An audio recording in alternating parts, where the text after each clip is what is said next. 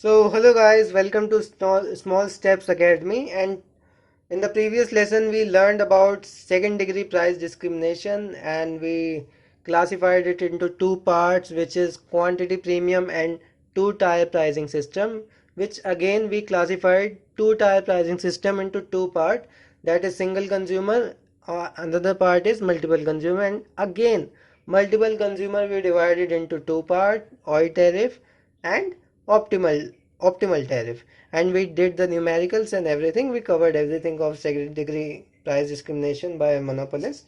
So now there are very few topics left in monopoly, so this is just the uh, wind up class for the monopoly. So this will be the last lecture for monopoly, and I will cover some small topics which I left earlier.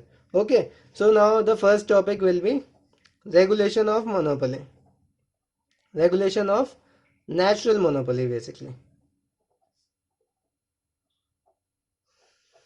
So first of all, what is natural monopoly? So natural monopoly is a type of monopoly that exists due to its high startup cost, or we can say the total fixed cost, and they have the powerful economies of scale of conducting a business in a specific industry, right? And the company with natural monopoly might be the only provider or a product or a service in a industry or any some geographical location, right? And it can occur in any sectors. So basically, if I talk about the India, so I'll give the best example is the Indian Railway. So there's a natural monopoly of Indian Railway. They're producing good at a very cheap cost, and they are enjoying the benefit also of producing alone, and also the economies of scale, benefits of large scale production. You have studied in your previous classes, like in your high school. Okay, so the regulation of natural monopoly is actually a important subject in the applied economic analysis, and the utility, the consumption and transport industry are highly regulated in most countries, and devising regulatory procedures that induce these industries to operate in a desirable way so that they don't create any social cost. And the basic motive of the government is social welfare, so government always check to it that they should be doing some social welfare. They should not be creating much social cost, like creating the gap between rich and poor. That's why Indian railways are monopoly, natural monopoly by the government. And it natural monopoly also created by some barriers, like in India government has created barrier to other private players to that they cannot come into the railway industry and operate on their own, because railway is for basically social welfare. Traveling, it travel offers traveling at a high cheap cost, and the social welfare is maximized. Due to this motive, the government is not allowing any private player into this industry, right? So also, like, to achieve this, what do we call, achieve this motive, you must be knowing that the government must be occurring some cost, right? Because they are giving you thing as a very low price, so government must be incurring cost of themselves, right?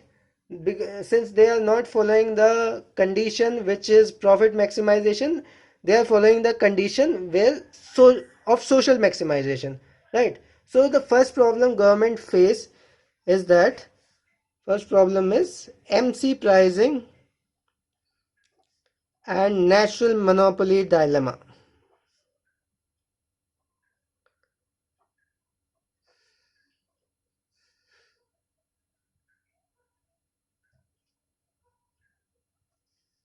Okay, so I'll start with the diagram. Okay, so here we take the AR curve, demand curve. Basically, we cannot write here because we will be charging different price now. So here it is MR curve, and I take this is MC, and this is AC, right? They are falling MC and AC due to benefits of large scale production and economies of scale, right? They only incur total fixed cost in the starting when they establish their business. After that, they enjoy the benefit of large scale production. Okay. So, if it was a normal question and he was a monopolist and he was following uniform pricing, so what would be his maximizing condition, price and output determination? What would be his equilibrium? Okay, we can see that the condition MC is equal to MR. If he is not, if no one is forcing him to do anything, if he is a normal monopolist, he will follow MC is equal to MR. So we will see what happens. He is now following MC is equal to MR, and he will be charging this price PM, and this quantity QM. Okay, but now government is saying that, and also if you see the profit here, what will be the profit at this point? Average cost is this. And also remember that you cannot tell whether it's profit or loss just by saying MC and MR. If I just draw MC and MR, you cannot just tell whether it's a supernormal profit or or loss or equal.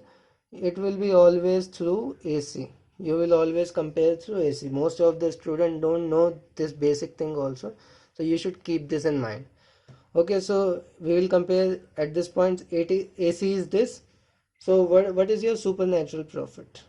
This, because your revenue is more. Revenue is this much and AC is downward, because so total revenue exceed total cost, so there will be supernatural profit SNP if we do MR is equal to MC, right? C and R and output. Okay, so now government saying that you should produce that level of output which do the social maximization, that which maximizes the social welfare in the society. Okay, so which is that output? So this is the output, we all know, like where demand curve and MC curve intersect each other, right? So since also there's uniform pricing, so you can write it as AR. So government is saying that PS, we call it PS, that you should produce that level of output that the cost is that the price is decreased and the quantity is increased, so that it can reach to the masses and do social welfare, rather than charging higher price and selling less quantity, which will be only benefiting the one who has income or belong to the higher caste. Rather than government say now you should reduce your price to the minimum level. What is it minimum level? It's MC is it minimum level, he cannot charge below its. Okay, so because he will shut down the production if it's get below it.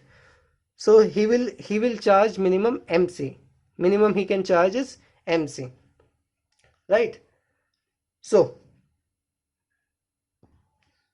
this is the quantity now.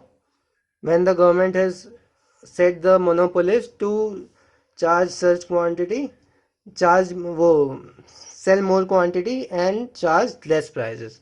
Okay, so this will be the now quantity. So now what is the drawback of this? Why will not the monopolist follow this? Okay, I'll tell you. Okay, so if you see at this quantity, this is also known as MC pricing, where you equate MC with the demand curve, and MC is the lowest price, and you produce the maximum unit you can. Okay, so that it can reaches to most of the people, and it will lead to social welfare, of course. Okay, so what will happen? Why will the monopoly will not follow this? Because at this point you can see what is the AC. Whether you have now we will check whether we are having profit or loss or nothing. Okay, so this is the AC at this point. If we join this from here. So what is this rectangle? What is this rectangle showing you? This is the losses if MC pricing is done.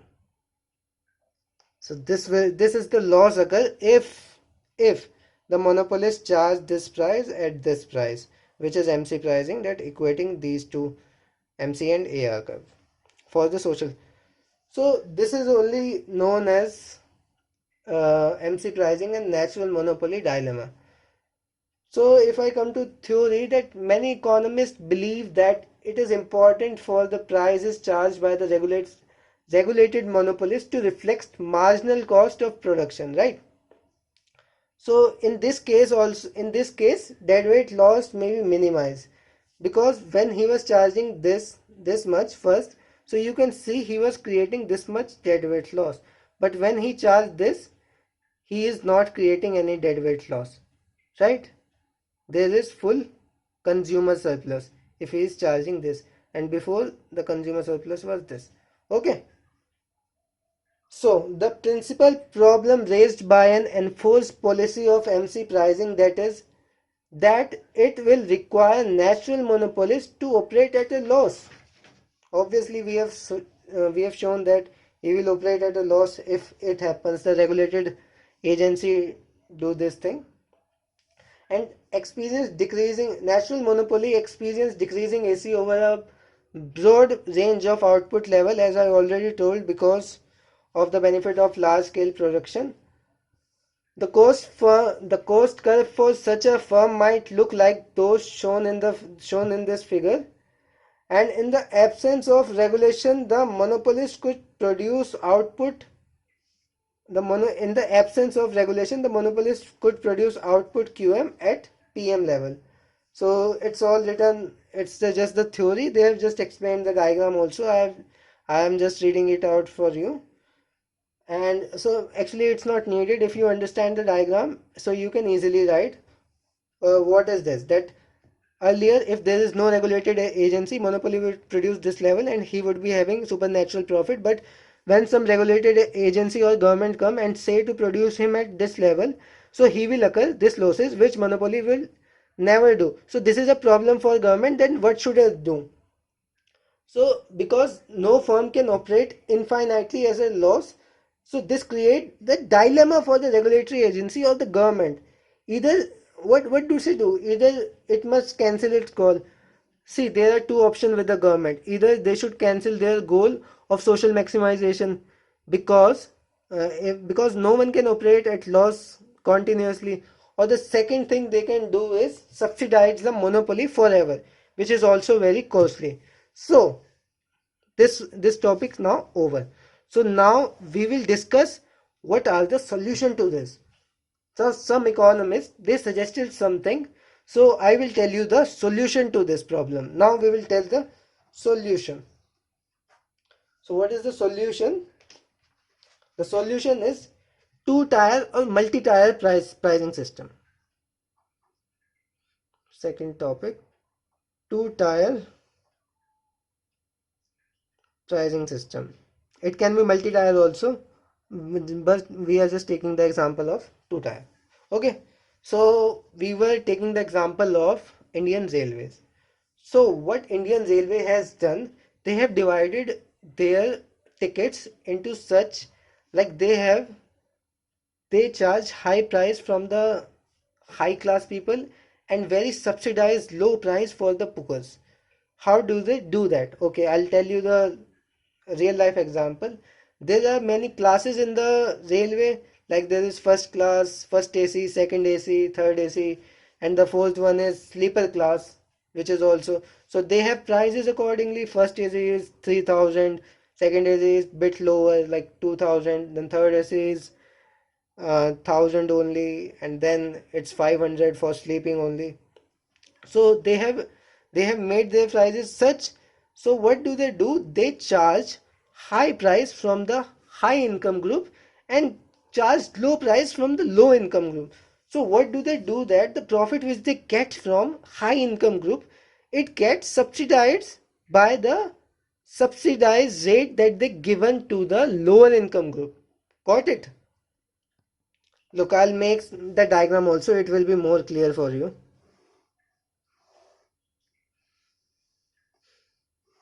So this is the demand curve, and This is your AC, this is your MC, this is your AC. This is Q1 and this is Q2. So suppose these two are quantity. We have earlier studied block pricing, right? It's just like that only, similar to block pricing also. So till 200 quantity, like till 200 quantity, he is charging high prices. He is charging price according to its MC is equal to MR condition. I'll draw MR also. So he is charging price according to this. So what is the average cost here? If you see the average cost, what is the average cost at this level? It's this, right? So this will be the supernormal profit for this block 1. Now block 2 is for the poor, let's say. So for poor, he's following the what the regulatory agencies have said. He's following MC pricing. Okay, so he will charge this price and produce its maximum to this Q2. Okay, but now he will incur losses also. So it's, you won't take full rectangle because this is below, this was the block 1, this will be block 2, so losses will be up to here only. Losses when MC pricing. So he does both at the same level. He charges high prices from the high income group, and then the profit which they get from these high income people, he cop up, he, what do we call it? He subsidized the losses for the low price customer. So so here regulatory commission has decided that some users will pay relatively high price, which I have shown you here. That is at this price. This is, let's say, P1 and Q1. At this price P1, Q1 is demanded, and other users are offered a lower price which is P2, and which generates the additional demand of Q2 minus Q1. Let's say it's 500. So what is the additional demand? Additional demand is 300. It generates the additional demand of 300. So now we will see that, now we can easily see that I have told you that what is their motive is to that demanders paying the high prices in effect subsidize the losses for the lower price customer which are not able to afford at higher prices. So in that manner he is able to achieve its MCMR condition, being a monopolist, and able to have profits also, and also following the instruction of regulatory agency to give the produce to for social maximization and producing the product at low level making them available at low level and producing more quantity, the maximum he can, the additional one 300. Earlier if he was only monopolist he could charge. So this is the two tier pricing system, and it can be three tier also. There are multiple tiers also. Like I give you the example, always remember of that first AC, second AC, sleeper. You always remember that, you will know that. So these were high income groups, these low. So they extract out profit from this and subsidize from the profit they subsidize these lower income group. Okay guys, so this is it for this topic. So now we will move on to the next topic, which is last topic, effect of, this is a simple topic, as actually all topics are simple, nothing is difficult. So we will study the effect of taxes now on monopolist.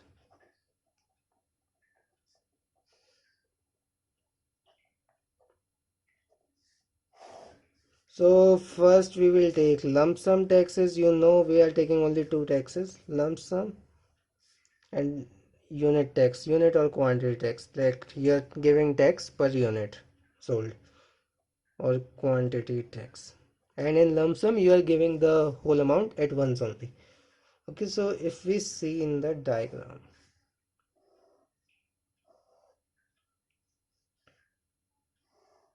this is the demand curve, this is MR,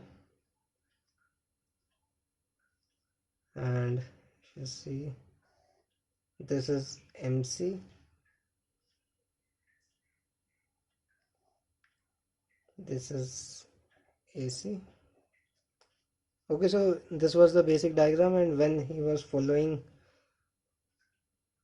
monopoly, first degree price discrimination, uniform pricing or price discrimination, he was charging this profit. It's uniform pricing. So he was charging this price. Okay, so this was the basic diagram, and the profit he was earning was this area, this whole. Okay, so this was the basic diagram. Now government has imposed lump sum taxes. So what does lump sum taxes do? It will increase the TFC, right? It's like total fixed cost that you have to just make one time payment. Okay, so what do it do? MC is not affected by total cost because you plus same thing in one thing and then you subtract it from the TC. Like how do you calculate MC? TC 1, 2, 3, 4. MC is like 1, 2 minus 1, 1, 3 minus 1. MC is constant 1. So if you add like 100 in both, so if you subtract also, they will get cancel all. So MC has no effect on plus minus. This is basic maths. So it will only affect the AC curve. AC curve will shift upward, right?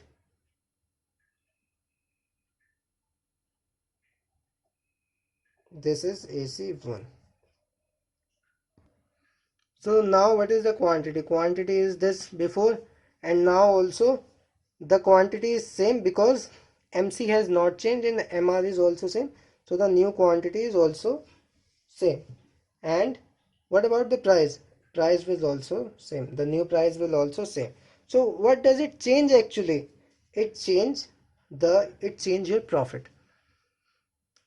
See, earlier your profit was this whole rectangle. Now your profit is confined to this only. So it only changes the profit. So if you are asked this exam, what is the effect of lump sum taxes? You have to write that output sold remained unchanged, as I can show you in the diagram. Prices prices charged by the monopolist remains unchanged. Okay, so what does it change? Actually, the profit change. The profit of monopolist fall. It decreases. Earlier it was this much and now it's this much. Also, the fourth important point is that the burden of lump sum tax completely falls on the seller and buyer will escape completely from the tax burden. How? How do we know that?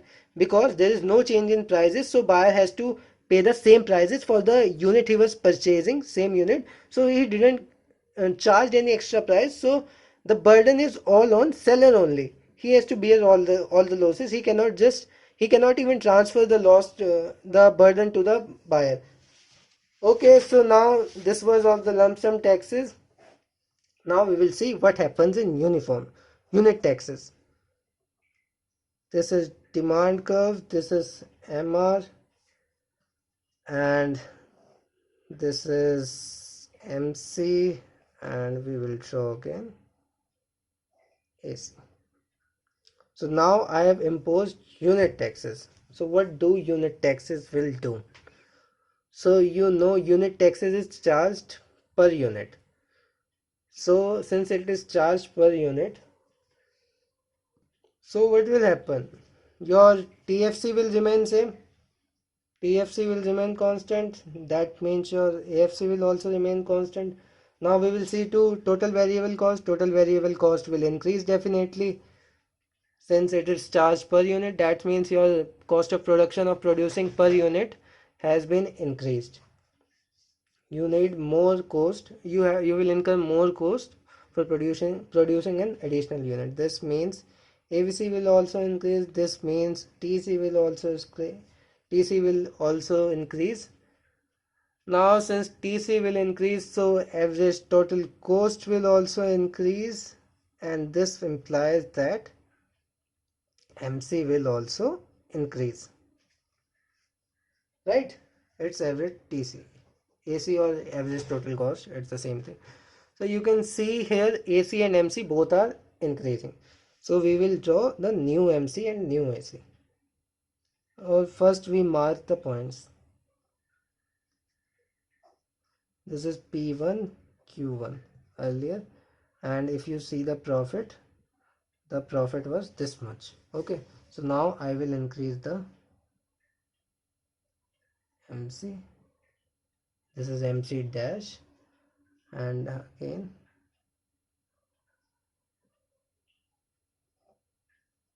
AC dash. Okay, so earlier this was your supernatural profit, this whole box, right? But due to new MC now, what has happened to you? This is the point where new MC and MR will intersect. So this will be your Q2, and what would be the price? Price will be charged higher. This is P1 and this is P2. So price is charged higher. So earlier your profit margin was this, right? Now your profit margin is this. So that means the profit has definitely decreased. So what do we see this from the diagram? If you are asked what are the effect of unit tax, so what will you say? So first, profit of the monopolist has reduced, which I have shown you here. The margin has decreased from this to this, only this much. Okay, and the fourth main point is that the monopolist will shift the burden of per unit tax on the consumer, and the magnitude of it depend on the prices of elasticity of demand. Got it? How did he shift the burden to the consumer? He shifted a burden by increasing the price and decreasing the quantity. So now consumer has to pay the higher prices. So he has just technically shifted his burden to the consumer, and now consumer is also taking the burden of taxes with the seller. So if we have to conclude this, so we can say that from government point of view or from consumer point of view, lump sum tax imposition is comparatively better way to regulate the monopoly, right? Because they want, like, they want social welfare maximization, so they will definitely want lump sum, because since there is no shifting the burden of tax in the lump sum. So guys, your congratulations, you have completed your monopoly, and I want you to ask your doubts and query, and I will answer within 24 hours. That's my commitment. And you should you tell me whether you tell me the topic, if I left some topic or something in between, small topics. Largely I have covered everything, but if you are studying in from different book also and you say, sir, this topic you haven't covered, please do this, so I will make on that also. But according to your syllabus point of view, I have covered mostly all the topic I have covered. It won't come apart from this in exams, okay? But if you want some extra knowledge, we can take some extra lectures after our course completes, right? So congratulations guys, you have completed monopoly now, and in the next lesson we will move on to the oligopoly. So be dedicated guys, study daily, and you can do it guys, you can do it. I have full faith on you. So thank you guys, bye bye.